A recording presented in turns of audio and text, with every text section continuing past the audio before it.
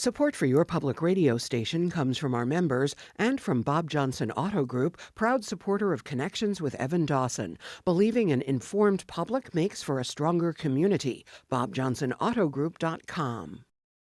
And the Rochester Philharmonic Orchestra, presenting Emanuel Ax plays Beethoven. The pianist performs Concerto No. 4, and Peter Ungen conducts Rimsky-Korsakov's Scheherazade March 1st and 2nd at Kodak Hall. rpo.org. From WXXI News, this is Connections. I'm Evan Dawson. Our connection this hour is being made at the University of Rochester, where graduate workers have been considering an option to strike.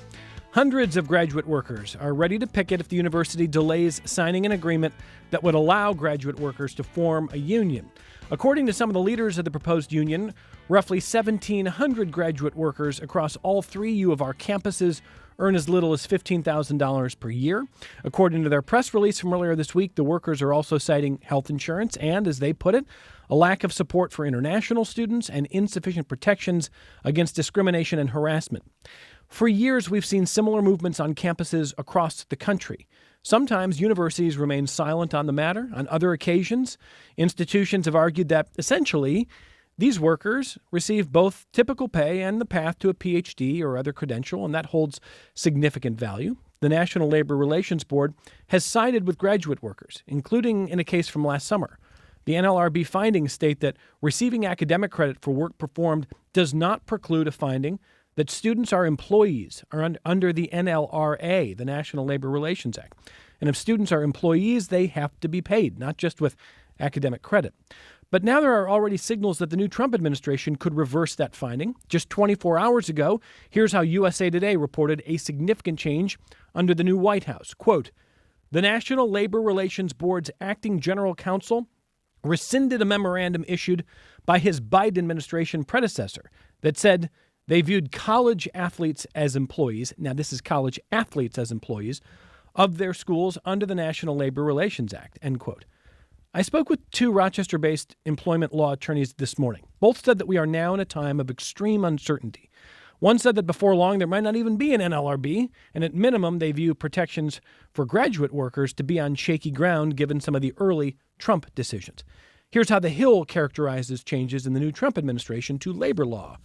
Quote, Acting General Counsel William Cohen's memo erases the last 4 years of NLRB governance under his predecessor. This includes reversing the board's hugely popular decision to ban employee non-compete agreements, limiting the monetary damages available to the victims of unfair labor and workplace practices, and making it tougher for unions to gain official recognition, end quote. The Hill goes on to say that the changes coming from the new NLRB seem particularly designed to please Trump allies like Jeff Bezos, and the era of union busting is returning. Which brings us back to the University of Rochester. The university declined to comment or join today's conversation. This hour, we're going to talk to graduate workers about what they want and why. Let me welcome them now. In studio with me, Katie Gregory is a graduate worker and Ph.D. candidate in Earth and Environmental Sciences at the University of Rochester. Welcome. Thank you for being with us. Thank you, Evan. Claire Becker is a graduate worker and Ph.D. candidate in History at the University of Rochester. Thank you for being here. Thank you. And welcome to Himanshu Ahuja, who is a graduate worker and Ph.D. candidate in Brain and Cognitive Sciences at the University of Rochester. Thanks for being here. Thank you for having us. I'm going to just start by asking, and I'll go around the table. I'll start with Katie. Let the community know where things stand on this. So what is perhaps imminent or being considered, and then we're going to spend the hour talking about why, and especially with the backdrop of some of what we're seeing nationally. But take us through what's going on today. It's Thursday. What's going on? Sure, yeah. So we're here right on the heels of a large demonstration that we did on Tuesday evening, in which we did announce our intention to strike if we didn't reach a deal with the university that would allow us a pathway to form our union. A little bit of background is that in December, at the end of a year of negotiating back and forth with the university, we had come to a agreement that we thought was final on both sides. We agreed to their terms in mid-December, and then, holidays happen, end of the year happens, but we did not hear back in the timeline that we were expecting to hear back. And it was about 2 days before the inauguration that we did get a response from them in which they basically asked for an indefinite amount of time to review an agreement that they had basically proposed to us that we had agreed to. And since that time, we've been basically just trying to demonstrate how much support we have and encourage them to come back to the table, finalize this agreement, and get things going, because we do have the intention of getting our union this semester and holding an election by April of this year. And you would strike starting when? It's undetermined at this time. We need to assess we just announced on Tuesday. So at this point, we're, building confidence within spreading the message amongst our supporters. We do have a vast amount of support, but people come to this with different ideas of what a strike is, what a strike looks like. So we're basically mapping that out right now, but we have not announced or come to a conclusion about when that may happen. Claire, anything that we're missing there? Something that I would add is right now we are circulating a strike pledge. That is the first of multiple steps towards, we have the strike pledge and then we will vote to strike. And then once we have the vote, the OC or the Union Organizing Committee, which all of us are a part of, then we will have the power to call a strike if we deem it necessary. So really what it is like multiple levels building up to a strike. And at all of them, the university has an exit route where they could come to the table with us and agree to sign the agreement and let us move forward and form our union. And Claire, do you agree with Katie's assessment that essentially what the university is asking you to do is give an indefinite suspension to the consideration of a deal that they themselves proposed? Yes, I do. I think that's exactly what's happening. It felt like a true 180 because for the last 9 months they had been coming to the table with us more or less and negotiating. And then, like Katie said, just a few days after the Trump inauguration, they totally flipped sides. In the way I see it, it's sort of in alignment with this administration's lower support for unions than the previous Biden administration. And the university sort of knows that they have more power now, so they're flexing their muscles. So I mentioned some of those developments in the introduction. And I want to be clear. I mean, things are moving very quickly. Employment law attorneys who I talked to this morning were saying, give us a month to try to get our heads around everything. It's a lot of change. Yeah. But you seem to be saying, Claire, that in your view, the university might be seeing that as an opening to say, we don't have to do that deal. Yeah. Or we maybe never wanted to do it anyways, and now we have a reason to not move forward with it. More federal support, or at least an environment that has a different disposition to unionizing. Yes. Okay. And again, that's supposition. I don't have the university here. I want to say again, I respect the U of R, and we talked to them on a million different occasions on this program. I'm sure that'll continue. These negotiations are always sensitive, but they've chosen not to be here today. So it'd be easier if they were here. Yes. But or if we could read their minds. But yeah, their very radio silence have not communicated with us. Well, I mean, shouldn't grad students come up with a way to do that? I mean, you guys are very smart. We've requested multiple meetings. No, I mean to read their minds. Right. To read their minds. Yes. The meeting part, I'm sure you're actually trying to do. I'm a historian. Himanshu can work on that. Yeah. The brain stuff. Himanshu, what are we missing here? I think it is especially important to remark what the impact on the international student community is when we see the university now realigning their previous words towards now the Trump administration.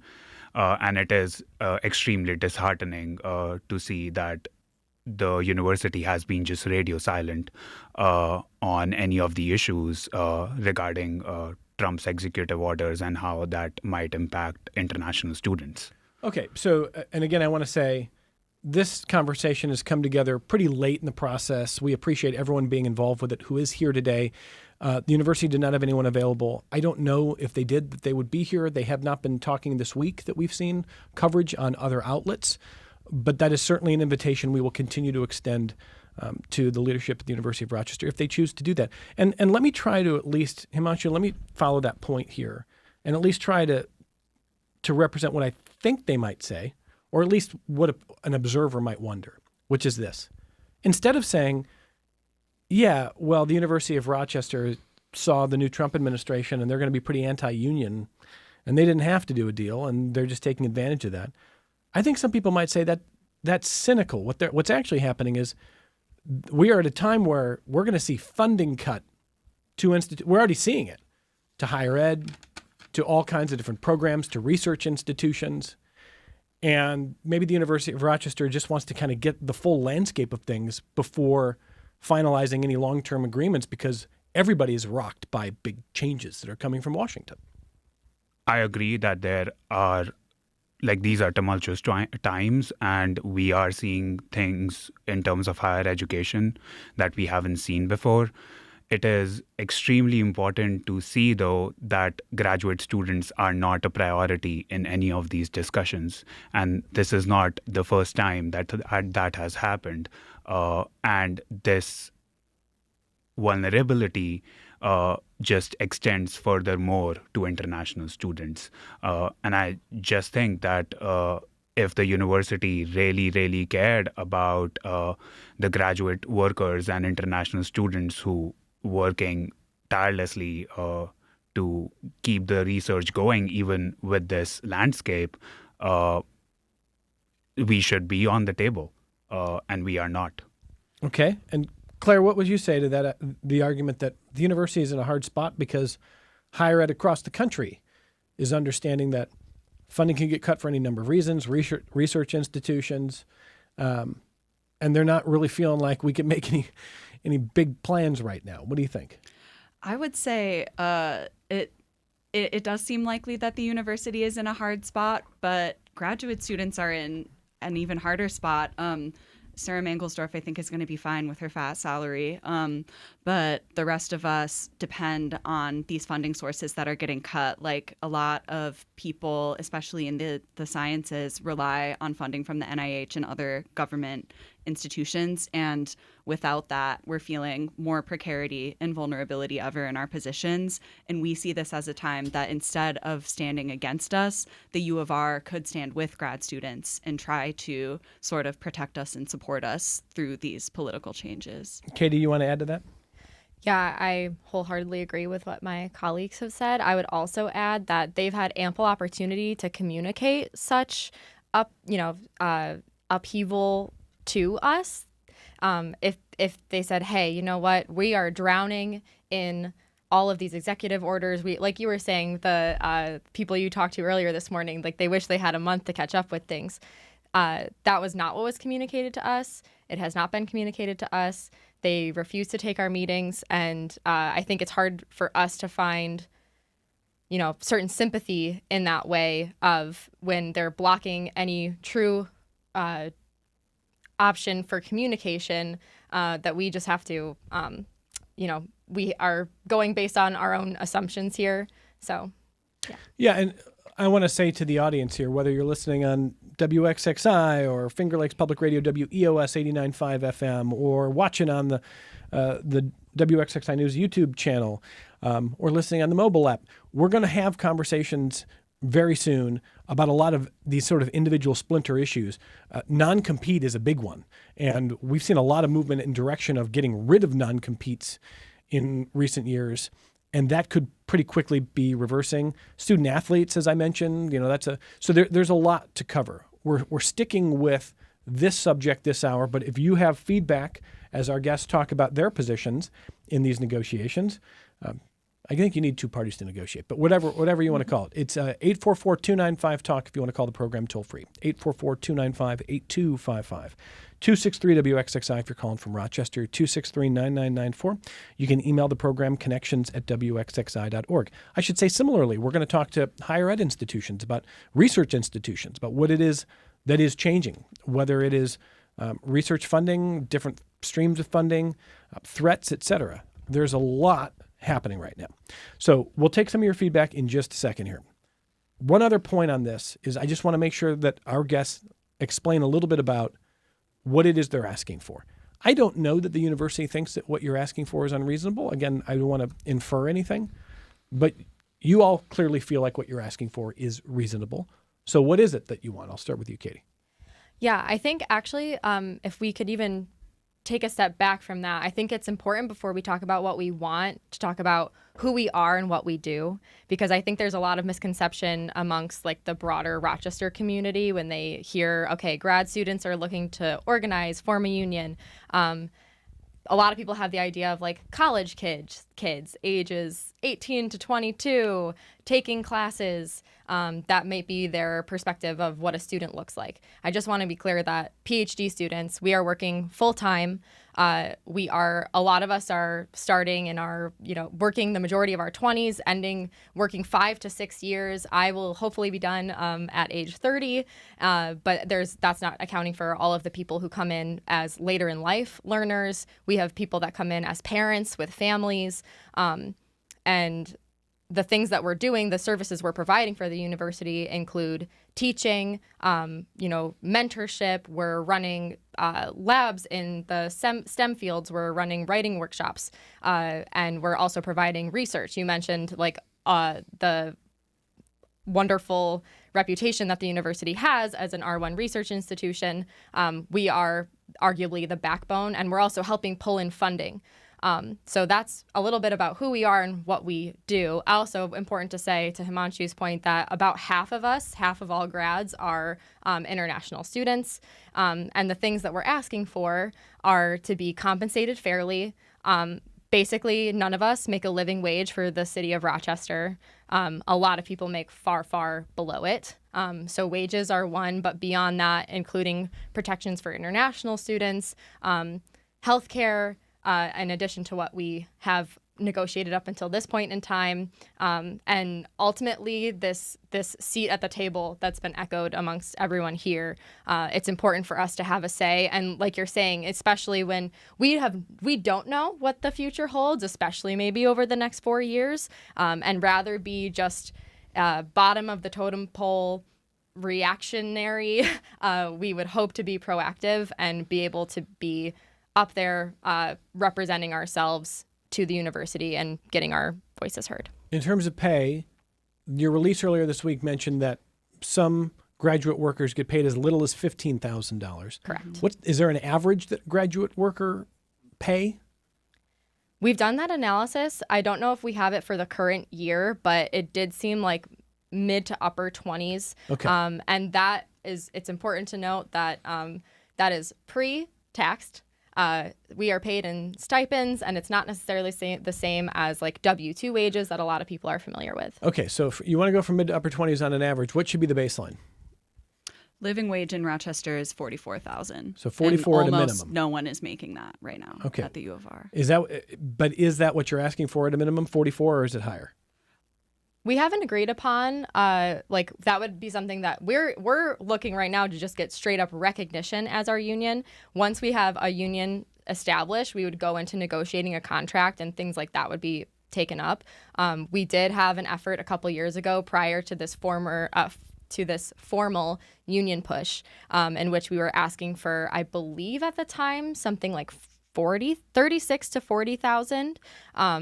And times are changing, inflation builds, so we don't have a set number at this time, but we would like to get a lot closer to the living wage. Yes. And this is a democratic process. So students who are part of the union will decide what their work is worth for, and of course, the university will negotiate with us when we come to that. When you say protections for international students, what do you mean specifically?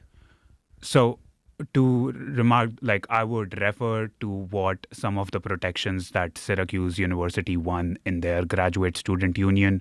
One of them is paying for service fees. So whenever an international student comes to the United States, they have to pay a certain amount of money to register themselves as a F1 student. F1 is the visa status they get when they come to study here.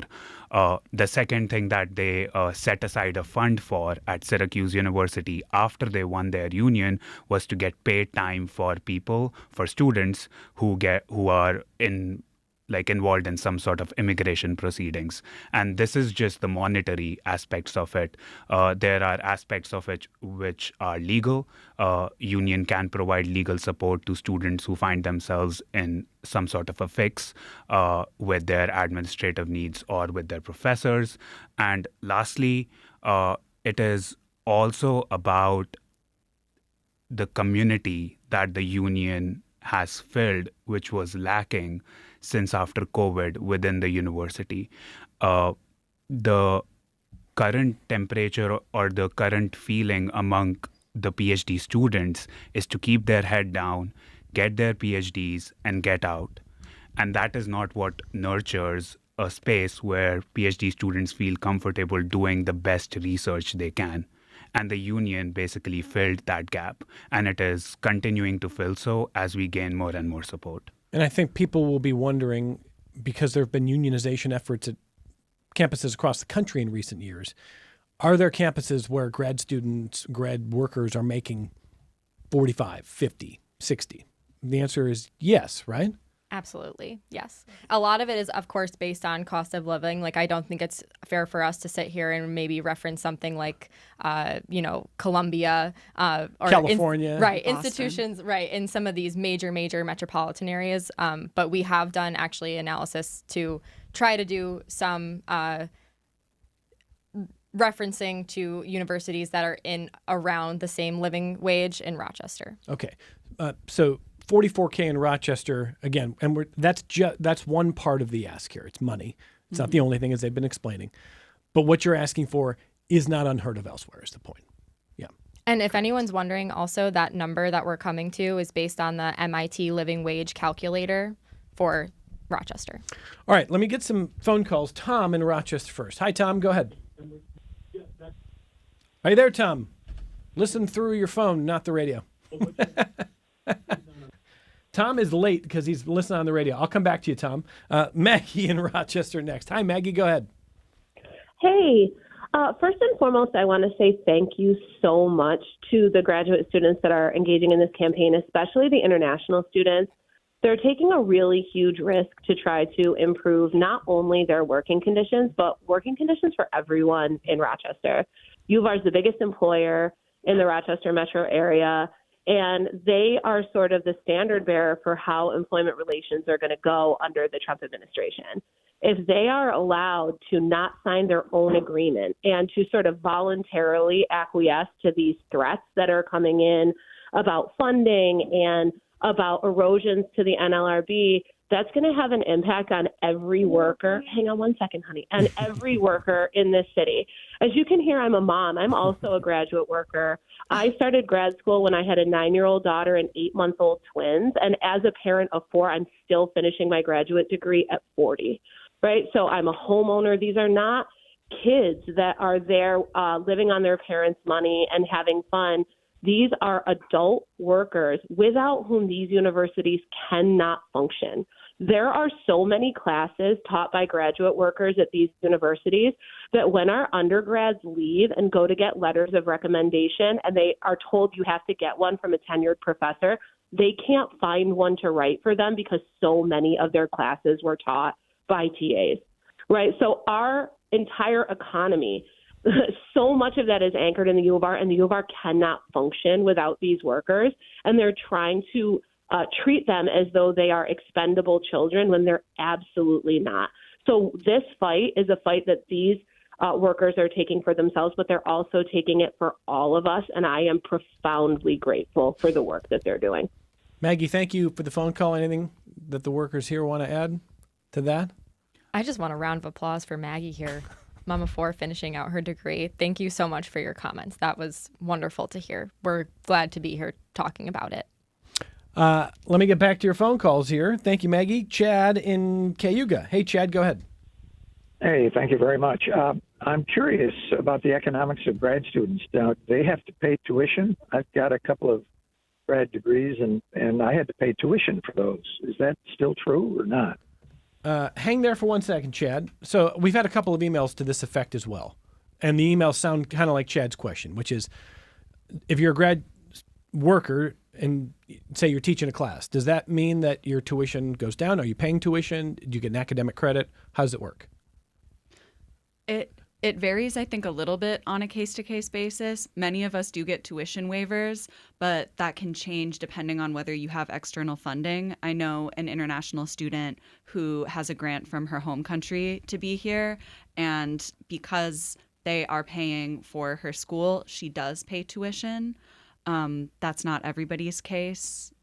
Would you two add anything to that? I think I understand the reasoning for this question, which is people are trying to say, that's how we are compensated, right? We're getting. I would like to point out, though, that we never actually see that money. And for example, I haven't taken classes. I'm a senior Ph.D. candidate. I have not taken classes for a number of years now, and they are no longer paying tuition, or when the tuition that they're paying is just on paper and it's a transfer of from one U of R account to another U of R account. I never actually benefit from that tuition, aside from and that's not to say that I didn't vastly benefit from it in my first 2 years while I was taking classes. But right now, I do think it's important that is it fair to say for those of us who are in years 2 through 6 that we're being fairly compensated when we're taking home maybe $30,000 a year pre-tax. Yeah, and so, Chad, before I come back to you, let me try, because I don't have the University of Rochester here represented on their side of this. We're talking to graduate workers at the University of Rochester who are considering striking after getting kind of radio silence, no response, in their words, from the university about their desire to see graduate workers compensated more fairly, international changes to some international worker protections, healthcare, et cetera. So if the university says, okay, look, part of your point there is that as a graduate worker progresses, they may take fewer classes or no classes. Your first couple of years, you said you took classes as a graduate worker, but now not so much. So they might say, well, okay, but those first 2 years, you are getting compensated in the same way that if I said, here's a free car, someone would say, well, that's a pretty good piece of compensation, even though you never had to pay for it and you never had money in your pocket to go pay for it. It's still compensation. Should that factor in? Should the university factor in and say, hey, Katie is not taking classes now. That's different. But year 1 and year 2, you should have been paid less because part of the compensation should have been academic credit. Yes or no? To be frank, I was paid less. Okay. I've gotten slight raises over the years, and I would also like to say that our skill levels are also vastly increasing in that time. So, being compensated less now, let's say, because I'm no longer getting that tuition compensation when I'm now a master's degree holder and a very highly skilled worker. I don't know if maybe they're like I think that maybe we should be being compensated more later in our years, so maybe it might even out a little bit. But if anyone else wants to weigh in, I will add definitely something to this. I think it will probably get into the weeds a little, but I think it's really important to know that where the money is going and who is benefiting from these classes and how much.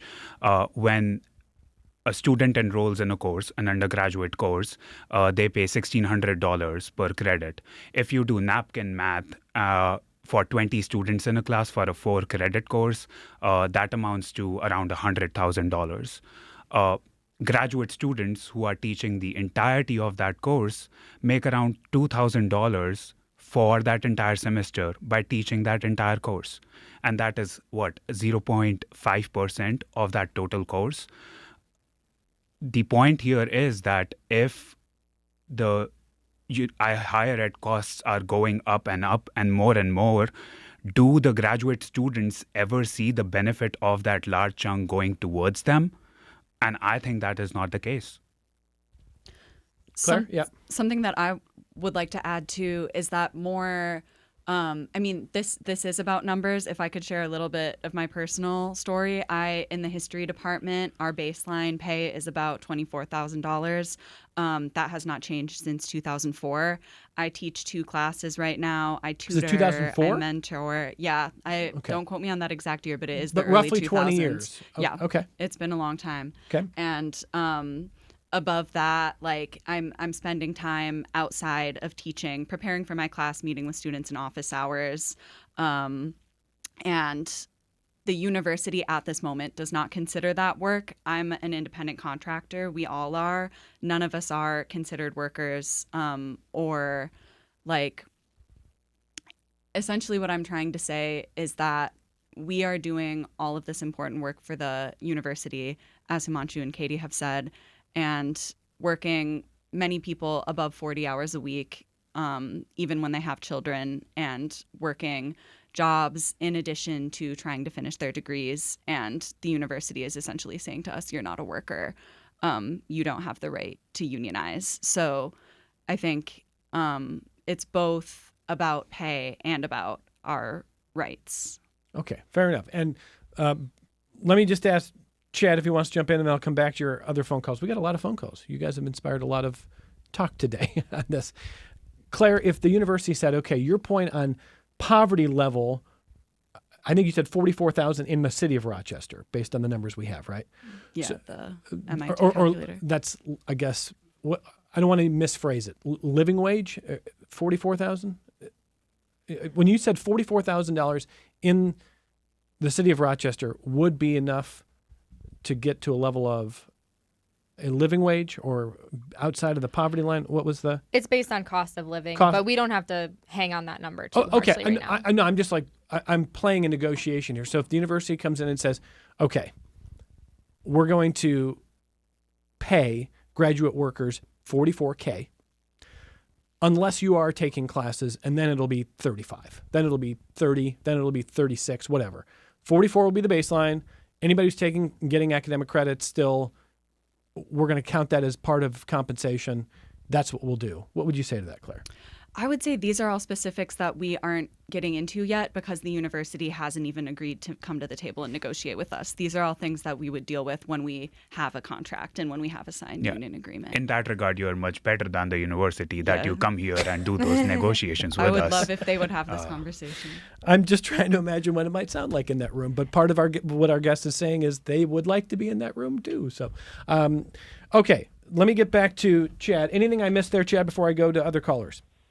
Well, no, it's just the idea that at private universities, typically the tuition these days is $60,000 to $70,000 a year, and if they are gaining credits but not having to pay tuition, shouldn't that be taken into account in terms of the value of what's going on? Yeah, I think they've addressed that as best they can, and their view is they could negotiate for it, but a lot of graduate workers end up in a situation like Katie or others who, after a year or two, you're not actually taking classes. The vast majority of us, that's the case. Okay. So that's why they're making the argument they are, Chad. But as for the rest of it, I guess they'd say they'd negotiate it if there was a table to negotiate at. So thank you, Chad. Let me see if we get Tom again here. Tom, are you there? Can you hear me? I can. Go ahead. Oh, okay. Yeah. So I've been teaching at the university for 40 years. And I have a long memory then of how things used to be. Above and beyond the kind of wages and conditions, the usual union issues, which I believe they are workers and have every right to pursue, I think they are also doing a public service right now. I think that democratic elections for union organizing are a basis to democracy in any advanced economy like our own. And we are under this assault now from the new administration in Washington that is trying to destroy all independent organizations. There is an attack on the research university and on the nonprofit research done by the funded by the NSF and the NIH. And, Political theorists have argued for a long time that without the existence of robust civil society institutions that are independent of both the state but are above the level of the individual, democracies don't survive.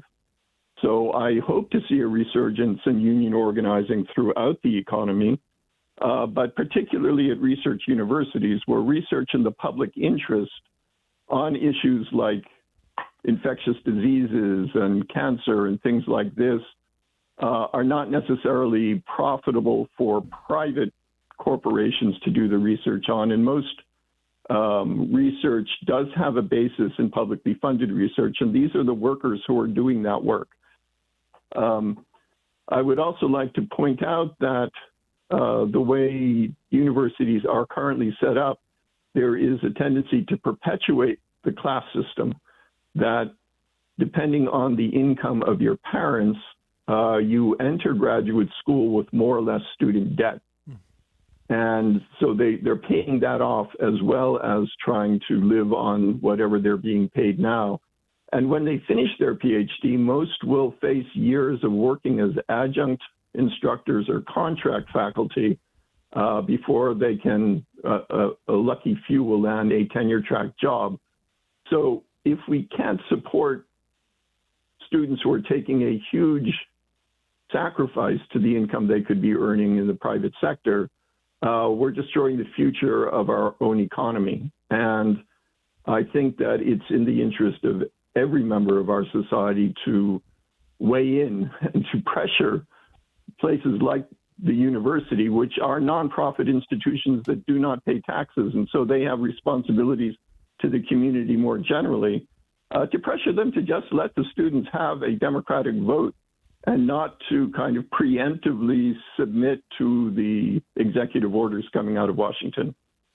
That's all I got to say. Tom, thank you for the phone call. Anything our guests want to add? We have 3 graduate workers from the University of Rochester in studio. Anything anybody wants to add there?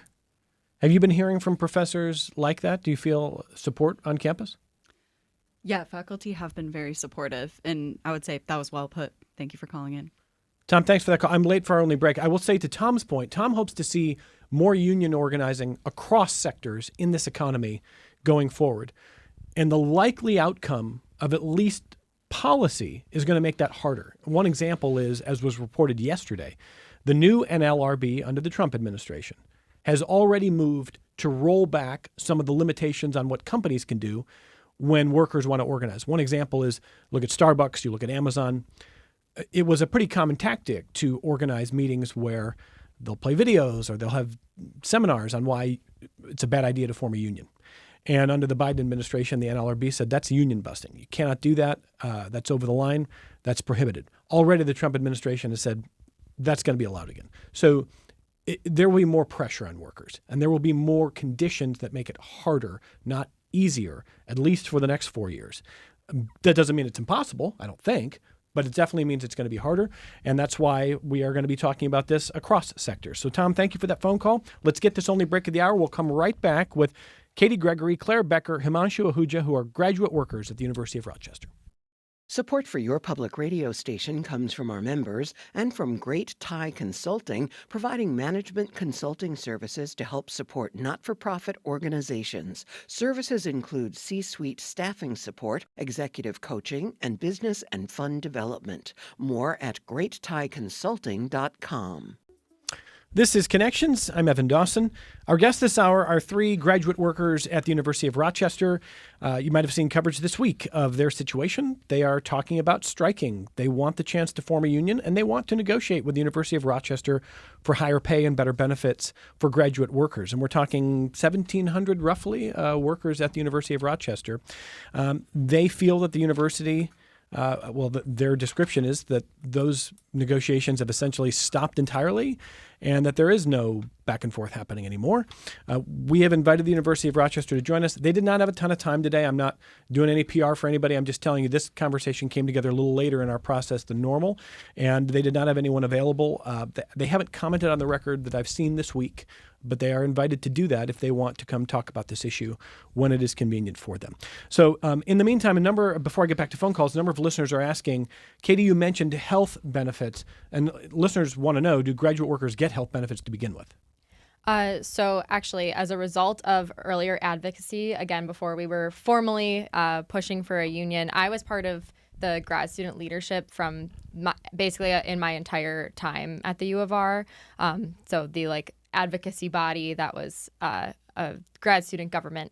And we, based on a large survey and data that we presented to them, at the time, some departments were paying for healthcare costs. The cost of student insurance was about $3,000 at the time out of pocket for students. So if it was not being covered, for a lot of them, it was over 10% of your pay. For a lot of people, it was over 10%. And we basically went to them and said, hey, this is inequitable. And at the time, we were also asking for things like an increase in wages, like increase in raises that were commensurate with inflation. And they kind of picked one of the 3 bullet points that we presented to them and said, okay, your healthcare coverage for everybody now will be covered. But that is only, health insurance. It doesn't include your eyes or your mouth in terms of vision and dental. And yeah, I'll leave it there. Okay. So that answers some of that. Jennifer in Honeyway Falls had called in to say that her daughter received her Ph.D. from Washington University, and her daughter was paid $31,000 a year. For that, she had to work every day. She had many, many hours a day. She thought the situation was disgraceful. She is, I think, rooting on the guests who are with us in studio. Let me also, I'm just trying to follow here. A lot of phone calls today. Michael in Rochester. Hi, Michael. Go ahead. Hi, thanks for having me on. I am also a faculty member at the U of R. Been here since 1985. I was a graduate student at the University of Wisconsin in the early 80s, and Wisconsin at that time had a graduate student union, which was created in 1970, and I know I was very grateful for it because, among other things, it meant that I got the same health insurance plan in the early 80s as faculty had there. In my own department of computer science, graduate students are absolutely crucial to our research program and secondarily to our teaching. They're much more important to teaching in certain other departments at the university. They're supported, in our case, through a mix of grant money, university funds, and fellowships. There's a lot of variation across fields. I happen to think that graduate students in my own department are very well treated. They receive a full tuition waiver if they're in the doctoral program and a substantial discount in the master's program. And just worth noting that grad education isn't all classes. I spend many more hours per week in one-on-one meetings with doctoral students than I do in the classroom. And those students are getting a lot of educational benefit even the more senior years of their program. Our stipend, which is for half-time work, is in the high 30s plus health insurance. Our surveys indicate that we are among the top 10 in our field in the country in stipend level, but that is just our department. Speaking personally, I am a very strong supporter of the right of graduate students to make their own decisions about all of this and to organize, to strike if they choose. Unions are just a way to balance power. The university has enormous power. Employers in general have enormous power, and unions help to even the playing field a bit. There are some mixed opinions among faculty at the U of R, but there are definitely people like me who support the right to unionize. We're absolutely committed to protecting student organizers and especially international students from retaliation of any kind. That retaliation, of course, is not only immoral but also illegal. And, the university at least officially recognizes that. I'm not sure how important it is to figure out why the university might be dragging its feet. I think it's more important simply to apply pressure and let the process move forward. Well, I appreciate the phone call. Michael, again, anything our guests in studio want to add to that? Yeah, go ahead, Katie. Thank you also, Michael, for calling in, and all of the faculty that have showed up for us on this program today. We are immensely grateful for that. I think I wanted to bring it back a little bit to some of the things that we're talking about we've talked a lot about numbers today, but aside from some of this wage and compensation talk, part of what it also means to be this quasi student employee position of what it is to be in a PhD program. There are, student handbooks, and there are some policies in place within the university, but as non-employees, we don't have access to a little thing called HR. So a lot of what goes on in terms of how we're treated is left up to our individual supervisor or our mentor in our research or teaching. And what that means is that it's up to those individuals to make decisions about things like, and I'll tell a bit of a personal story here. I did lose both of my parents last year. My mom passed in June, and while my father was already in a long-term hospitalization, and he passed in August, about 2 months later. And so last summer was a complete upheaval for me. And when I was dealing with having to be at the hospital a lot, in active grief and all of those things, I looked into some of the options available to me. And there is a formal policy for a leave of absence, but what that would mean is an entire cutoff of my income. And I don't know if anyone can afford to just not be paid for a month or two. And my advisor, thankfully, who is a very compassionate person, was gracious enough to continue paying me while I was coming in and out on any given day, and not able to provide the hours that I typically would have been. But that said, we had a colleague from the psych department speak at our rally on Tuesday while we were outside in the freezing cold. And she shared a personal anecdote along the same lines, which is that when her mother passed a couple of years ago, she was given the option to either take the leave of absence, again, sever herself from her pay, or return to teaching. I believe it was about 3 days later. And she was told, nope, you cannot provide your teaching assistant services remotely. You have to be here in person to do this work for us, or you take this option and don't get paid. And my understanding is that in many, many workplaces, that would have been handled quite differently. Well, I'm going to try to fit in as much feedback as we can before the end of this hour. We have a lot. Soames is next on the phone. Hi, Soames. Go ahead.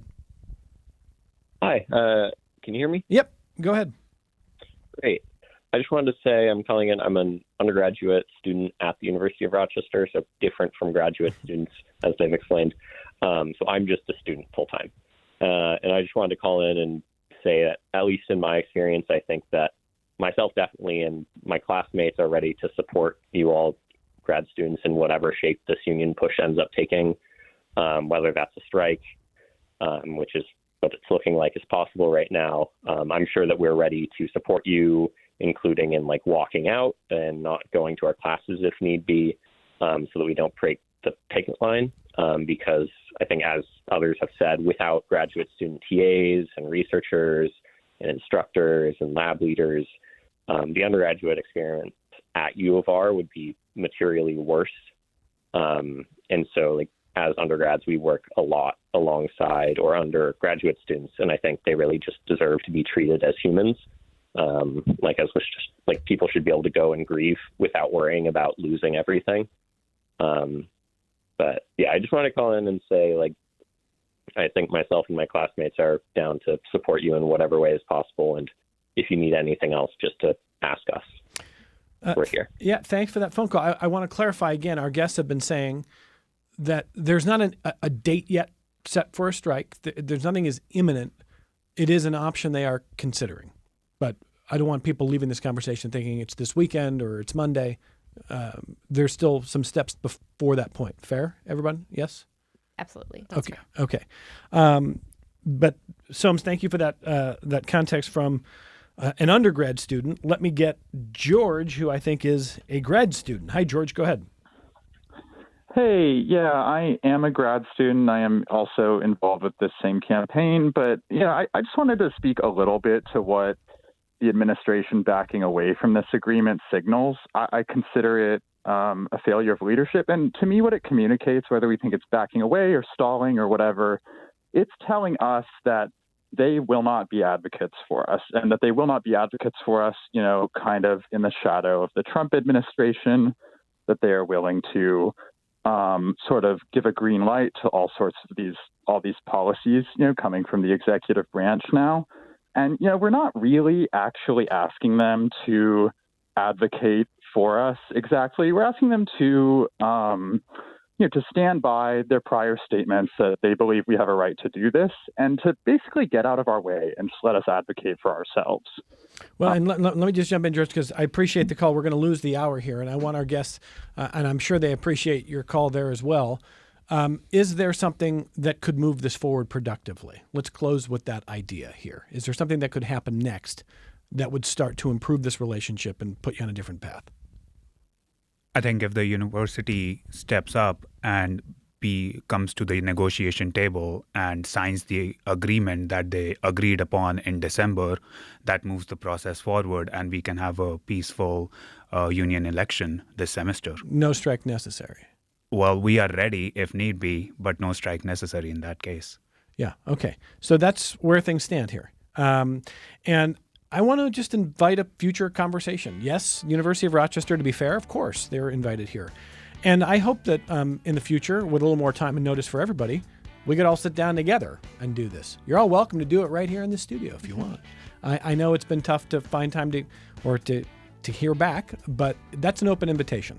So I want to thank our guests for being here, telling their story, and you're up to date, listeners, on what's going on with the situation with graduate workers at the University of Rochester. Katie Gregory, thank you very much for your time. Thank you, Evan. Thank you for being here, Claire Becker. Nice talking to you. Thanks for having us. And thanks to Himanshu Ahuja. Thanks for being here as well. Thank you so much. More connections coming up in a moment.